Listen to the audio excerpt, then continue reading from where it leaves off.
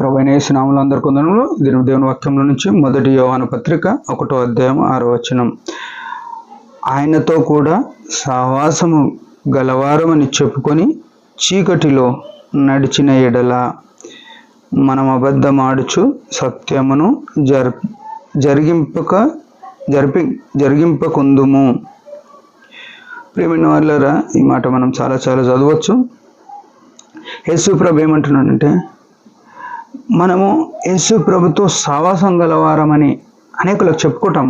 పరిస్థితులు వచ్చినప్పుడు మేము సంఘానికి వెళ్తాం, మేము యేసు ప్రభుని నమ్ముకున్నాం, మేము రక్షింపబడ్డాం, లేకుంటే మేము పరిచర్య చేస్తున్నాం, మేము వాక్యం చెప్తున్నాం, మా ఇంట్లోనే సంఘం ఆరంభమైంది, లేకుంటే మేమే సంఘానికి మొదటోళ్ళం అని ఇట్లా చెప్పుకుంటాం. చాలా సంతోషం, దేవుడు కోరుకునేది అదే. అయితే ఇక్కడ మనం గుర్తుంచుకో, ఆయనతో కూడా సహవాసం గలవారమని చెప్పుకొనుట మంచిది, చెప్పుకుంటున్నాం.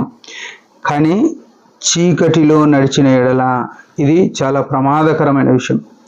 యేసు ప్రభు మరొకసారి ఆయన శిలువ రక్తంతో విమోచించబడిన మనకు ఆయన ఒక చక్కటి హెచ్చరిక ఇస్తున్నాడు. ఏమనంటే, మనము చీకటిలో నడిచిన ఎడల. చీకటి అంటే అర్థం ఏంటంటే, చీకటికి చాలా అర్థాలు ఉన్నాయి. చీకటి మొట్టమొదట భయం పుట్టిస్తుంది. చూడండి, నువ్వు చీకట్లో ఎక్కడికైనా ప్రయాణం చేయమంటే భయం అయిపోతుంది, ఏ ప్రమాదం ఉందో తెలియదు. యేసు ప్రభు ఏం చేసినాడంటే, భయపడకుడి అని చెప్పినాడు. మొట్టమొదట భయంలో ఉన్న మనకు ఆయన ధైర్యం ఇచ్చిన దేవుడు. భయపడకుడి అని చెప్పినాడు. బైబిల్లో 365 సార్లు భయపడకుడి అనే మాట రాసి ఉందంట. అంటే ఒక్కసారి దినమునకు ఒకసారి భయపడకూడదు అని చెప్తున్నాడు. అది మనం గుర్తుపెట్టుకోవాలి. ఆ భయము చీకటిలో ఉంటుంది. రెండోది ఏంటంటే, చీకటిలో ప్రమాదం ఉంటుంది. ఏడ ఉంటుందో తెలియదు, ఏముంటుందో తెలియదు. చీకటిలో ప్రమాదం ఉంటుంది. ఆ ప్రమాదము, మనం చీకటిలో నడిస్తే మొట్టమొదట భయం ఉంటుంది, రెండోది ప్రమాదం ఉంటుంది. మూడోది, చీకటిలో నడిస్తే ఏముంటుందంటే, చీకటిలో నడుచుట వలన దేవునికి శత్రువులంగా ఉంటాం. దేవుడు ఆయనలో ఏమాత్రము చీకటి లేదు అని రాబడ్డాడు.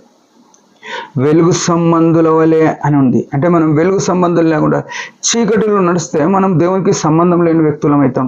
అంటే దాన్ని బట్టి దేవుని యొక్క ఉగ్రత మన మీద ఉంటుంది. ఎఫెసీ 2:5 ఉంది, మనము వారితో కలిసి శరీరం యొక్క మనిషి యొక్క కోరికలు నెరవేర్చుకొని స్వభావ సిద్ధముగా దైవోగ్రతకు పాత్రలమైన.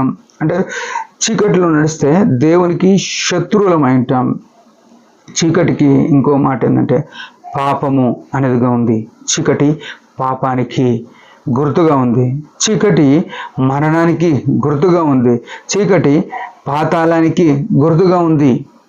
ప్రియమైన వాళ్ళారా, ఇవన్నిట్లో మనం నడవద్దంటే యేసు ప్రభువును మనం కలిగి ఉండాలి.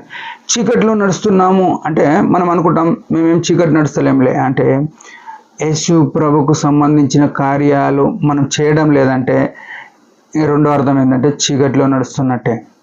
ఇంకో మాటలు చెప్పాలంటే, యేసు ప్రభుకు నచ్చిన కార్యాలు చేస్తున్నామంటే మనం చీకటిని వదిలేసినామని అర్థమే.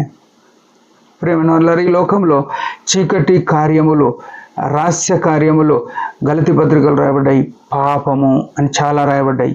వాటి నుంచి మనం తప్పించబడ్డామా, ఇంకా చీకటిలో నడుస్తున్నాము? అంటే చీకటి అంటే ఈ లోకమంతా చీకటి అని ఉంది కాబట్టి, లోకంలోనివి అన్నీ మనం ఏవైతే చేస్తున్నామో, అన్యుల ఆచారాలు, లోక సంబంధమైన పద్ధతులు ఏవైతే చేస్తున్నామో మనం చీకటిలో నడుస్తున్నాం. ఈ చీకటిలో నడుస్తేమంటే సత్యము జరిగింపకుందుము. అంటే సత్యం ఎవరంటే మార్గము, సత్యము, జీవము యేసు ప్రభువే. యేసు ప్రభుత్వం మనం ఉండలేకపోతాం అన్నట్టు. ఈ చీకటి నుంచి మనం పారదోలబడ్డాము, ఇంకా మనలో నుంచి చీకటి పారదోలబడిందా, లేక చీకటిలోనే మనం అతుకున్నామా? ఈ ఉదయకాలం మన జీవితాలను సరి చేసుకొని మనం వెలుగు సంబంధులుగా జీవిద్దాం. యేసు ప్రభువే వెలుగు, నేను లోకమునకు వెలుగునని చెప్పిన ఏకైక దైవం ఆయన్నే. ఆయనను అనుసరిస్తే, ఆయన మాటలను అనుసరిస్తే వెలుగులో ఉన్నట్టే. అది గుర్తుపెట్టుకొని జీవిద్దాం. దేవుడి మాట దీవించిన ఒక చిన్న ప్రార్థన. పరమ తండ్రి, యేసు ప్రభు నామములో వందనాలు. మేము నిజంగా చీకట్లో చాలాసార్లు తిరుగుతున్నాం. దయతో క్షమించండి, పాపులము నీ రక్తంతో కడగండి. వెలుగు సంబంధులుగా జీవించుటకు, నీ వాక్యానుసారంగా నీకు మహిమకరంగా జీవించుటకు కృప నీయమని యేసు నామములో ప్రార్థిస్తున్నాం తండ్రి. ఆమేన్. మీరందరి పరిచర్య గురించి భారంగా ప్రార్థన చేయండి. Praise the lord.